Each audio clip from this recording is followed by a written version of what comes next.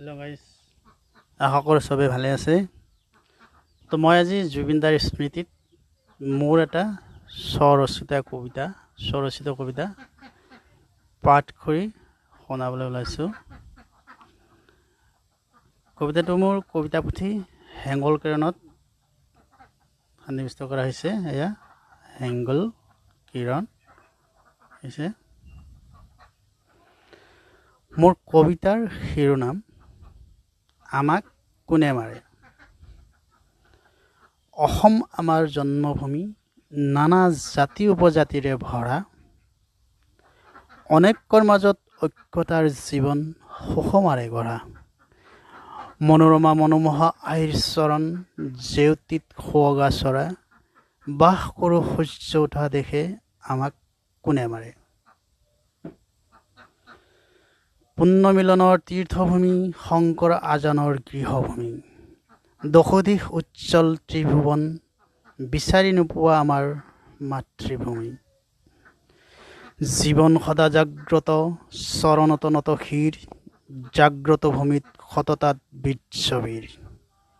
গৰ্ব কৰি গাওঁ গীত বাৰে বাৰে, আমাক কোনে মাৰে। শাসনত বাঘচৰি ভণ্ডামীৰ, ভোট লাভৰ আশাত ৰচে নৱ নতুন বীজ। ব্ৰহ্মপুত্ৰ বৰাকেও দিয়ে সঁহাৰি, বুকুত লৈ ঘৰ ভেটি আবাদ ভূমি। দিশহাৰা সাধাৰণ শ্ৰমিক, কৰ্মত পাই কথিত নাম বিদেশী। ছাত্ৰ নেতাৰ চিঞৰত উত্তাল ৰাজপথ, বিদেশী গো বেক।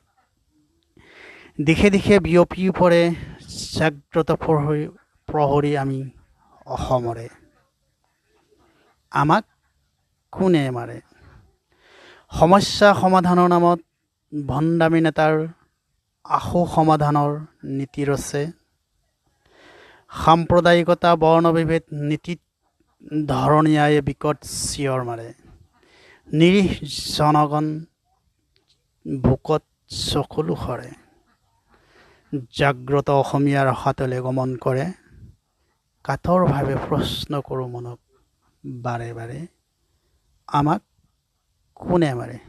তো বন্ধুসকল, কবিতাটো ইমানেই। যদি ভাল লাগে লাইক কমেণ্ট আৰু শ্বেয়াৰ কৰিবলৈ নাপাহৰিব। ধন্যবাদ।